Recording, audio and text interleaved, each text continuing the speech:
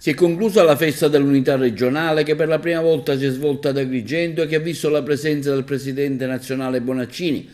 nella giornata di venerdì e in quella di sabato sera della segreteria nazionale Liz Lane, oltre che a una nutrita partecipazione agli apparati regionali del partito, una festa che è stata anche un momento di confronto e di ampio dibattito su tematiche che si sono svolte nelle varie zone di Villa Bonfiglio con dei gazebo ad hoc. Si è discusso infatti di ambiente, energia pulita, cultura, trasporti, rifiuti, SRR.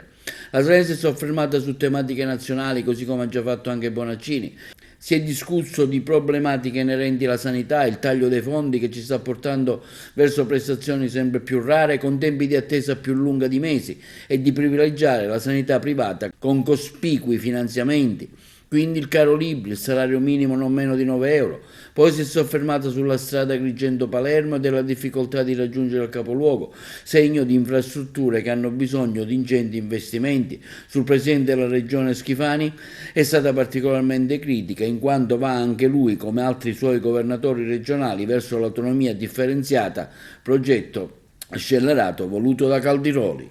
Sì, sono molto grata al partito regionale di aver organizzato questa festa che è partita a Lampedusa, ce n'è bisogno, e che prosegue qui ad Agrigento. Siamo qui per ribadire le priorità del Partito Democratico anche in vista della prossima manovra.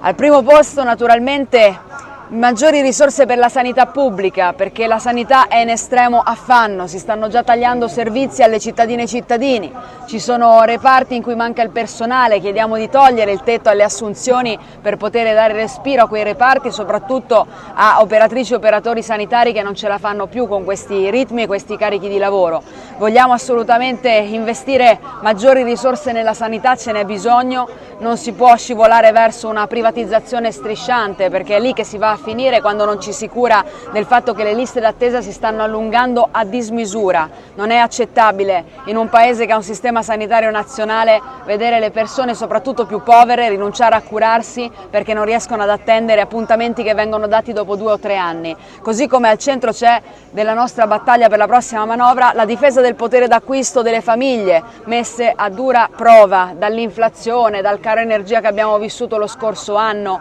Ecco, sappiamo che anche in queste settimane di ritorno a scuola le matite costano il 40% in più, i quaderni costano il 70% in più, questo pesa moltissimo sull'economia di tante famiglie, e anche sulla scuola noi vogliamo vedere più investimenti perché è la prima grande leva di emancipazione sociale. Questi sono alcuni dei temi che mettiamo al centro del confronto di stasera: il sostegno al lavoro, il rinnovo dei contratti, la grande raccolta firme che stiamo facendo in tutto il paese con le altre opposizioni per un salario minimo, per dire che sotto i 9 euro non si può chiamare lavoro perché è sfruttamento. Ecco, queste sono tante importanti priorità. Stiamo discutendo di come sostenere gli enti locali con i loro servizi, perché nella scorsa manovra il governo Meloni non ha messo neanche un euro sui servizi degli enti locali. Pensate alla situazione dei trasporti e della mobilità. Anche qui sappiamo qual è la situazione, sono appena arrivata da Palermo, sulla Palermo-Agrigento, la situazione delle infrastrutture non è adeguata ai bisogni delle persone che vivono in questa regione e servono molti investimenti.